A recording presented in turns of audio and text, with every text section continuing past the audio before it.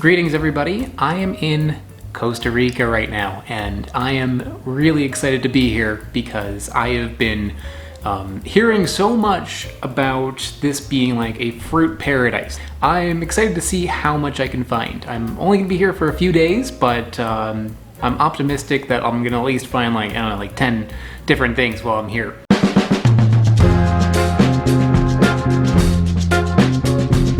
And I just got in. I just got into my my Airbnb here, and I am gonna go to bed soon. But I'm kind of hungry, so I decided to hop over to the supermarket and see if I can find anything interesting at just like a regular supermarket. And I did find something that I've seen before. This is a white chayote, which I'm probably saying that wrong. Green chayote in New York City, this thing is all over the place. I've found this in New York a few times, didn't know what it was, picked it up, brought it home, took a bite out of it, and I was like, oh, this is like a squash or something. I've done that maybe twice. Now I know what it is. It's a squash or something. This is actually in the cucurbit family. So this is related to gourds, squashes, zucchinis, cucumbers. I believe all of that is in this family, but it's in its own genus. And one thing that's interesting about the white chayote is that it's the same thing as this. It's the same species as this. However, it's believed to be a recessive gene, or possibly a mutation of this. There is another chayote, and it's a hairy chayote, which is also the same species, but it's got little hairs on it. And white chayotes I've only seen a few times. I've seen this in Mexico, I think. Maybe in Colombia I've seen this. I know I've seen it around, but it's not something that I've ever seen in the US. One thing I noticed about the white chayote is that it is more expensive than the green chayote. I think these are more rare. These are typically cooked. They're cooked in a variety of different ways.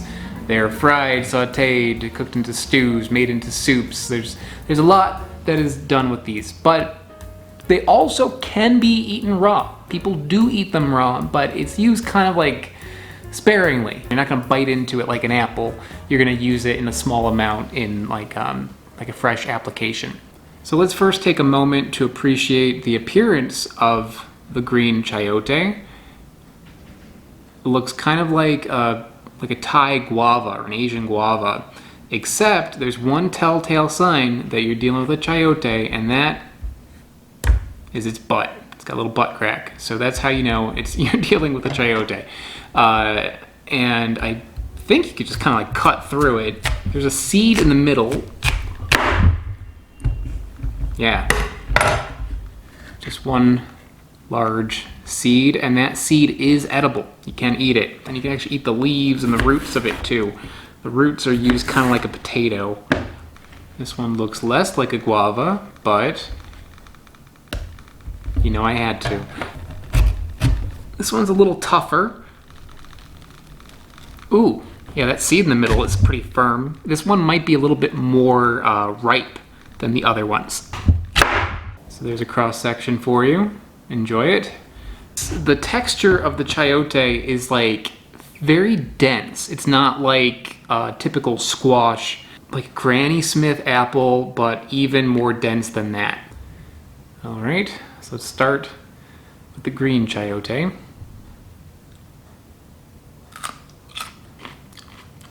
It's got a flavor that reminds me of kind of like a string bean, like somewhere between a string bean and a carrot.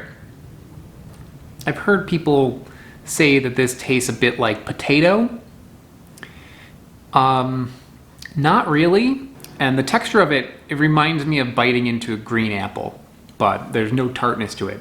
It is a little bit sweet though. 2 out of 10 on sweetness.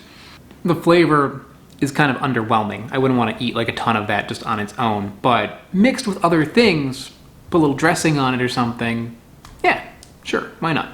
And here's the green chayote seed. Let's give that a little try. That tastes like potato. Not exactly, but it's got more of a starchiness to it. But what about the white one? Does this taste any different than the green one? Is there a reason why this is 3 times as much money?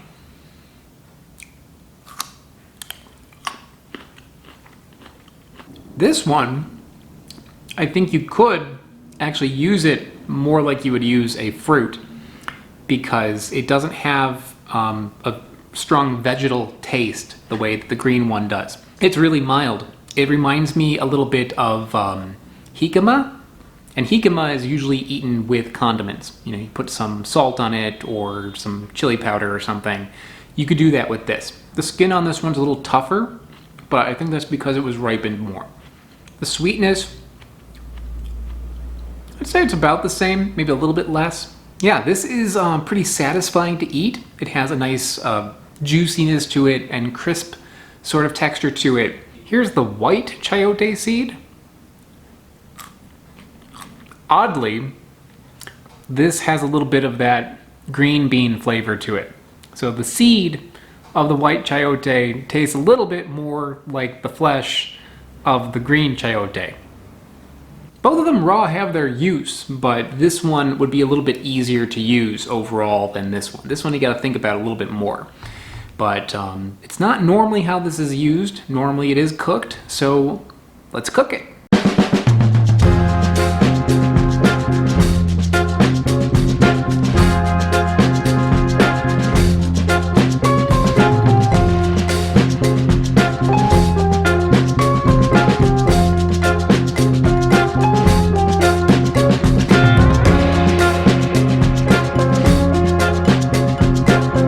So for seasoning, I'm going to use complete seasoning, which is very popular here in Costa Rica. This is like vegetables and MSG, basically. This is a tomato sauce that is popular here. They have a bunch of different varieties with different spices in it. This one has more of like Latin American sort of spices. This is Lizano salsa. It looks kind of like soy sauce, but it is not soy sauce. It's made with vegetables and other things, but it has a similar function to soy sauce.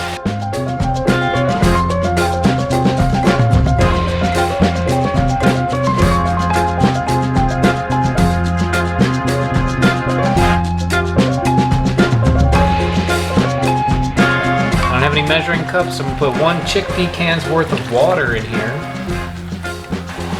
And I think that's as much as I can possibly fit in this pot.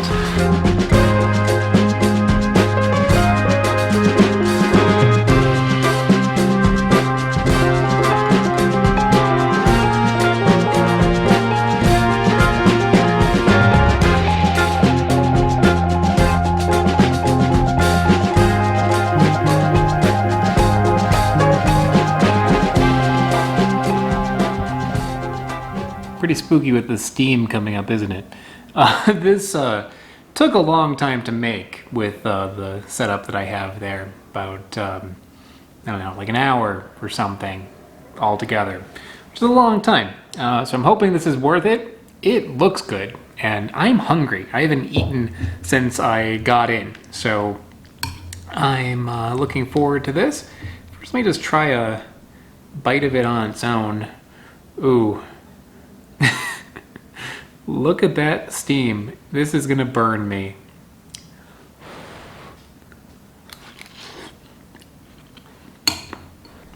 Real nice. Very comforting sort of thing. This is like home cooking.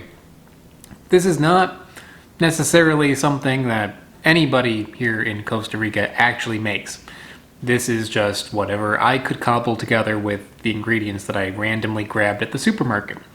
However, it is quite good. So I found a little cube of the green chayote swimming in there. So I'm just going to try a little cube of it on its own with some of the broth. What's nice about that is it retains its texture somewhat. Regular squash, if you were to put that in a stew, like a zucchini or something, it's going to turn into mush. This still fights you a little bit. It's got a little bit of chew to it, and it's still kind of juicy. It's not like as crispy as it was when it was raw, but it does have like a little bit more texture to it. So I have to play the game. Is this white chayote or is this a piece of potato? I think it's the chayote. The white chayote is nice. I mean, it tastes like the broth, and the broth is good. It kind of like absorbs the flavor a little bit more. It's a little bit softer than the green chayote, but it still does retain some of its texture. It reminds me of eating like, you know, like a peasant stew or like a pasta fazool or something. It's got a nice tomato-based broth. It's not something I'm sure anyone has ever made before, but I've made it and I like it. So I'm enjoying that. I'm gonna eat it with some bread, and this is gonna make a good dinner. So I think that's about it for the chayote. This is something that I've seen, I've been curious about, but didn't really know what to do with it. And I think this is a good way to do it. There's a lot that you can do with the chayote, and it makes sense that this is such a popular thing throughout lots of the world, but you know, in the US, not really something people typically pick up. So if you see one, check it out. I would like to give a big shout out to Loftyrex and Smarter Every Day. They are mega patrons over on patreon.com. Patreon.com is basically how I can afford to go on all the adventures I do on this channel. So if you enjoy my series and you want to help support me, check out the link in the description below. If you don't want to go on Patreon, I also have t-shirts for sale like this one here, the Durian Anatomy shirt. That is available on my website, which I also put in the description below. Thanks so much, everybody. See you next time.